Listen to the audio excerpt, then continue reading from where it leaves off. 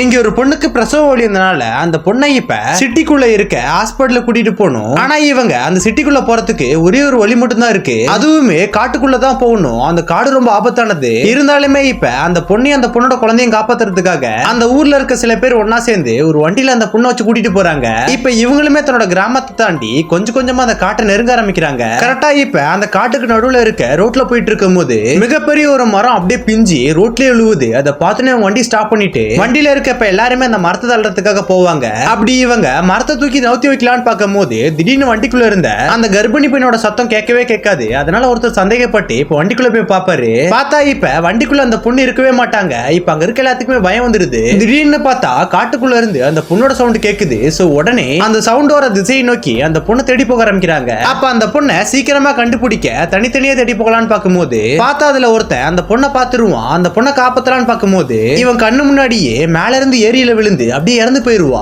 அதே மாதிரி இப்ப இன்னொருத்தனுமே அந்த பொண்ணை கண்டுபிடிச்சிடறான். பார்த்தா அந்த பொண்ணுக்கு கழுத்து இருக்காது. கழுத்து இப்ப எங்கடான்னு பார்த்தா கீழே இருக்குது. அதை பார்த்தவங்க ரெண்டு பேருமே பயந்து போயிருவானுங்க. சோ இதே மாதிரி இன்னொருத்தருக்குமே அந்த பொண்ணு தெரியுறா. பார்த்தவன் கண்ணு முன்னாடியே அந்த பொண்ணு தன்னோட வயிற்று கிழிச்சிட்டு அங்கேயே இறந்து போயிருவா. அதை பார்த்தோன்னு பயந்து எல்லாருமே ஒன்னா சேர்ந்துடுறாங்க. சோ இப்ப இங்க இருந்தா ரொம்ப டேஞ்சர்னு புரிஞ்சுக்கிட்டு தன்னோட வண்டி நோக்கி ஓட ஆரம்பிக்கிறாங்க. வண்டிக்குள்ள போய் பார்த்தா அந்த பொண்ணுக்கு குழந்தை பிறந்து அந்த பொண்ணு குழந்தையோட வண்டிக்குள்ள இருப்பா. இப்பதான் இவங்களுக்குமே புரியுது இங்க நடந்தது எல்லாமே மிகப்பெரிய ஒரு மாயம் அப்படின்ட்டு. சோ நீங்களுமே இப்படி ஒரு இடத்துல மாட்டிக்கிட்டா என்ன பண்ணுவேன் அப்படின்ட்டு கமெண்ட்ல சொல்லிட்டு போங்க.